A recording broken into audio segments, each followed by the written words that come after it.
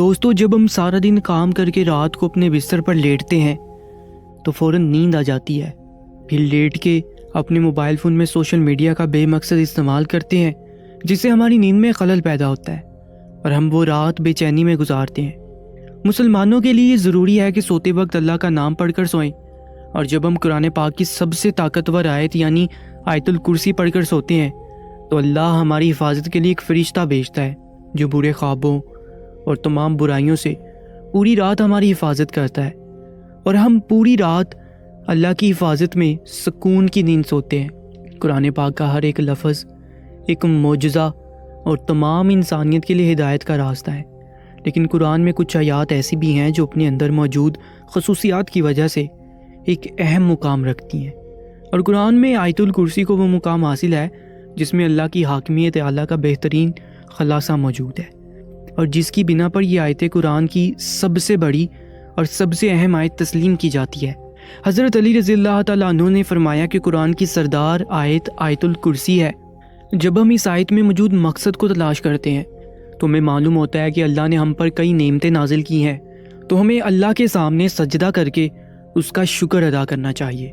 لیکن بعض دفعہ ہم اپنی زندگی میں اتنا مصروف ہو جاتے ہیں کہ ہم اپنے ارد گرد اللہ تعالیٰ کی نعمتوں کو نظر انداز کر دیتے ہیں، لیکن کہیں نہ کہیں ہمیں ہمارے ناشکر دل کے اندر یہ خالی پن محسوس ہونے لگتا ہے کہ ہم جو بھی کچھ کر رہے ہیں یہ اللہ کے حکم اور فضل کے بغیر ممکن نہیں، تو ہم اس کا شکر کیوں نہیں ادا کرتے؟ یہ نہ ہو کہ اللہ یہ سب کچھ ہم سے واپس لے لے، تو تب ہمارا کیا حال ہوگا؟ یہ سوال جب کسی کے ذہن میں آتا ہے تو وہ اللہ کی ان تمام نعمتوں کا شکر گزار بن جاتا ہے. جب ہم آیت الکرسی پڑھتے ہیں تو ہم اللہ کی عظمت کو تسلیم کرتے ہیں، اور جب ہم آخر میں یہ پڑھتے ہیں اور وہی ہے سب سے بلند عظمت والا، تو ہم اس کی عظیم طاقت کا شکر ادا کرتے ہیں. اور جب ہم ہر نماز کے آخر میں آیت الکرسی پڑھتے ہیں تو اللہ ہمارے دلوں کو اپنی نعمتوں اور شکر سے بھر دیتا ہے. حدیث پاک میں آیت الکرسی کو قرآن کی سب سے افضل آیت قرار دیا گیا ہے. دن میں کئی مرتبہ ہم اسے پڑھتے ہیں، گھر سے نکلتے وقت، گھر میں داخل ہونے پر، سفر میں، کسی بھی مشکل یا مصیبت میں، لیکن اکثر اوقات اس کے معنی سے ناواقف ہوتے ہیں. حدیث پاک کے مطابق ہر فرض نماز کے بعد اسے پڑھنے سے جنت میں داخلے کی ضمانت ہے. جو شخص اسے صبح پڑھے شام تک اللہ کی حفاظت میں رہتا ہے، اور شام کو پڑھنے والا صبح تک حفاظت الہی میں رہتا ہے. اس اکیلی آیت مبارکہ کے نزول کے وقت 30,000 فرشتے اور بعض روایات کے مطابق 70,000 فرشتے اترے تھے، جس سے اس کی شان ظاہر ہوتی ہے. حدیث پاک میں ہے کہ نبی صلی اللہ علیہ وآلہ وسلم نے فرمایا، معراج کی رات مجھے 3 نور دکھائی دیے. پوچھنے پر پتہ چلا کہ ایک آیت الکرسی، دوسرا سورہ یاسین اور تیسرا سورہ اخلاص کا نور ہے.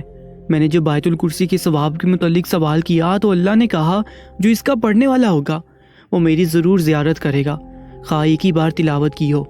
حضرت علی رضی اللہ تعالیٰ عنہ سے مروی ہے کہ نبی صلی اللہ علیہ وآلہ وسلم نے فرمایا، جس نے آیت الکرسی اپنے گھر میں تلاوت کی تو 30 دن تک اس کے گھر میں شیطان نہیں آ سکتا، اور 40 دن تک جادوگر کا جادو اثر انداز نہیں ہو سکتا.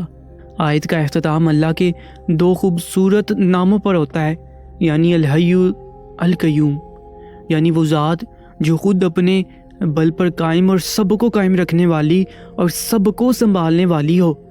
اب حیرت انگیز بات یہ ہے کہ اس پہلی آیت کے پہلے جملے کا اس آیت کے آخری جملے کے ساتھ ایک گہرا تعلق ہے.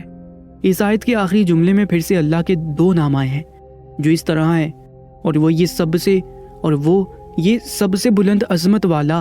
اس آیت کے دوسرے جملے میں اللہ فرماتا ہے، نہ اس کو اونگ آتی ہے اور نہ نیند. تمام مخلوقات وقت کے ساتھ سست پڑ جاتے ہیں، آرام مانگتے ہیں، نیند چاہتے ہیں، سوئے بغیر رہ نہیں سکتے، اور نیند موت کی ہی ایک صورت ہے. اس لیے اس آیت کے اس حصے میں ذکر ہے کہ وہ ذات پاک، زمان و مکان کا حاکم، طاقت کا سرچشمہ، ہر لحاظ سے مکمل، چوکس، اپنی مخلوقات کے ہر ذرے سے باخبر ہے.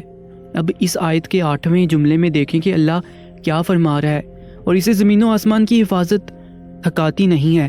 اس کا دوسرا جملہ اصل میں اس کے 8ویں جملے کے ساتھ ہے، جس میں اللہ یہی فرماتا ہے کہ نیند اور آرام اس کی پیدا کردہ مخلوق کے لیے ہے، اور اللہ نہ سوتا ہے اور نہ اسے اونگ آتی ہے. اب تیسرے جملے میں ذکر ہے جو آسمانوں میں ہے اور جو کچھ زمین میں ہے، سب کچھ اسی کا ہے. اس بات کو سمجھنے سے پہلے ہمیں 2 ناموں کو سمجھنا ہوگا. ایک ہے مالک اور دوسرا ہے ملک۔ مالک کا مطلب ہے اونر اور ملک بادشاہ کو کہتے ہیں۔ اب ان دونوں میں بہت زیادہ فرق ہے۔ ملکیت چیزوں کی ہوتی ہے جبکہ بادشاہت لوگوں پر کی جاتی ہے۔ اس آیت میں اللہ فرماتا ہے کہ جو آسمانوں میں ہے اور جو کچھ زمین میں ہے سب کچھ اسی کا ہے، یعنی وہ ہر چیز کا مالک ہے۔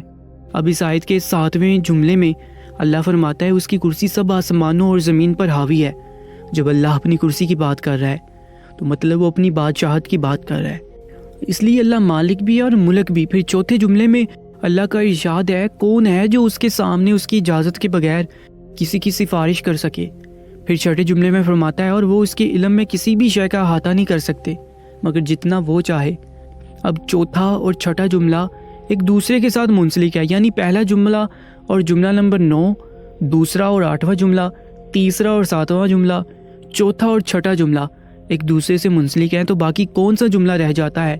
تو وہ ہے جملہ نمبر 5، جس میں اللہ فرماتا ہے اللہ جانتا ہے جو ان سے پہلے ہو چکا ہے اور جو ان کے بعد ہونے والا ہے۔ یہ جملہ اس آیت کے بالکل درمیان میں ہے، جس سے پہلے اور جس کے بعد جو کچھ بھی اللہ نے بیان فرمایا اس کے بارے میں اس 5ویں جملے میں فرمایا کہ وہ سب جانتا ہے اور کچھ بھی چھپا نہیں۔ اب کون کہہ سکتا ہے؟ بے شک قرآن اللہ کے الفاظ ہیں جس کی ایک ایک آیت ہمارے لیے ہدایت کا راستہ ہے۔ اللہ تعالیٰ ہم سب کو قرآن کریم سمجھ کر پڑھنے والا اور اس پر عمل کرنے والا بنائے۔ امید کرتے ہیں کہ آج کی یہ ویڈیو آپ کو پسند آئی ہوگی۔ ایسے ہی اسلامک ویڈیوز کے لیے ہمارے یوٹیوب چینل کو سبسکرائب کر لیجیے گا۔ انشاءاللہ ملاقات ہوگی ایک نئی ویڈیو میں، تب تک کے لیے اللہ نگہبان۔